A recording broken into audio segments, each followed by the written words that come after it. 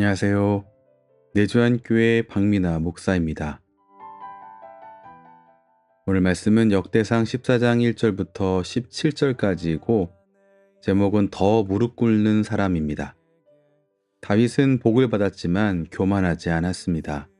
오히려 더 무릎 꿇고 하나님께 물었습니다. 오늘 말씀을 통해 복 중에도 하나님을 구하는 믿음의 길, 그 믿음의 길을 함께 살펴보겠습니다. 법궤 운반이 실패한 뒤 3개월이 지났습니다. 하나님은 그 3개월 동안 법궤가 머물러 있던 오베데돔의 집에 복을 주셨습니다. 그렇다면 다윗은 어떻게 됐을까요? 하나님은 그를 버리지 않으셨습니다. 오히려 다윗을 여전히 붙드시고 그 삶과 왕국 가운데 복을 주셨습니다. 오늘 1절 말씀을 보면 두로왕 히람이 다윗에게 사신들과 백향목과 석수와 목수를 보내 그의 궁전을 건축하게 하였더라, 이렇게 기록되어 있습니다. 이 두로는 지중해 일대의 교역을 주도하는 상업 중심지였습니다. 그런 나라가 다윗에게 궁을 지어줄 만큼 호의를 보였다라고 하는 것은 다윗 왕궁의 위상이 크게 높아졌음을 보여줍니다. 하나님께서 다윗의 나라를 견고히 세우고 계신 겁니다. 우리 하나님께서 다윗 왕국에 복을 주셨습니다. 하나님은 또한 다윗 개인적인 삶에도 복을 주셨습니다. 3절부터 7절을 보면 예루살렘에서 태어난 다윗의 자녀들이 기록되어 있습니다. 구약 성경에서 자녀는 가장 기본적이며 분명한 하나님의 복으로 여겨졌습니다. 하나님은 다윗의 왕권을 굳건히 하셨을 뿐만 아니라 그의 가정과 삶에도 풍성한 복을 더해 주셨음을 알 수 있습니다. 다윗은 이 모든 일이 본인이 이룬 게 아니라 하나님께서 이루셨다라는 사실을 잘 알고 있었습니다. 그는 이 복이 단지 개인의 성공이 아니라 하나님 나라의 기초를 다지는 일이라는 사실을 깨달았던 사람입니다. 하나님은 다윗을 통해서 하나님의 통치가 회복되는 방향으로 일하고 계셨습니다. 그런데 다윗은 위기를 만나고 맙니다. 블레셋은 다윗이 왕이 되었다는 소식을 듣고 다윗의 나라가 뿌리 내리기 전에 공격해서 무너뜨리려고 했습니다. 그러나 다윗은 조급해하지 않고 하나님께 물었습니다. 위기 속에서 하나님을 의지한 겁니다. 10절 말씀 보면 다윗이 하나님께 물었습니다. 내가 블레셋 사람들을 치러 올라가리이까? 주께서 그들을 내 손에 넘기시겠나이까? 이렇게 물었을 때 하나님께서 답하셨습니다.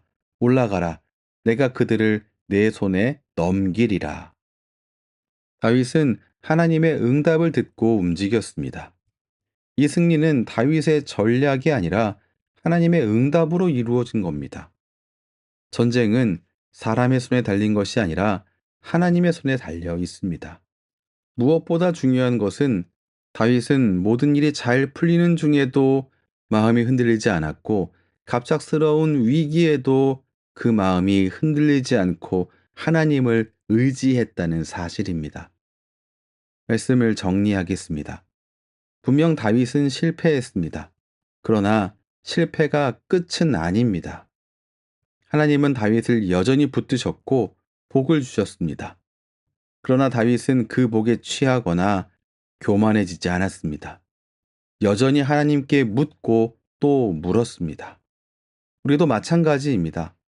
형편이 나아졌다고, 형편이 나아지고 있다고 기도하지 않아도 된다고 생각하지 말아야 합니다. 승리를 거두었다고 하나님께 묻는 일을 멈추지 말아야 합니다. 어떤 사람이 되어야 할까요? 어떤 성도가 되어야 할까요? 복을 받는 중에도 하나님을 구하는 사람, 잘 되고 있는 중에도, 아니, 잘 될수록 더 무릎 꿇는 사람, 오늘도 그런 믿음의 사람으로 하나님 앞에 서서 나아가시기 바랍니다. 기도하겠습니다.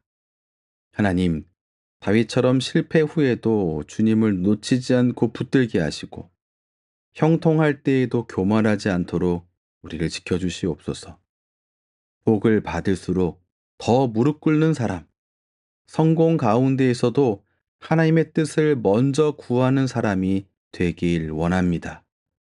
우리가 걷는 길이 평탄하든 험하든 그 길 가운데에서 주님을 놓치지 않고 주님을 찾고 주님의 말씀을 따르게 하여 주옵소서. 오늘도 무릎 꿇는 자의 자리에서 하나님과 동행하는 하루가 되기를 소망하오며 예수님 이름으로 기도합니다. 아멘. 주님을 찬송하면서 복 중에도 하나님을 구하는 사람, 잘 될수록 더 무릎 꿇는 사람, 오늘도 그런 믿음의 사람으로 서시기 바랍니다. 지금까지 내주한 교회 박미나 목사였습니다.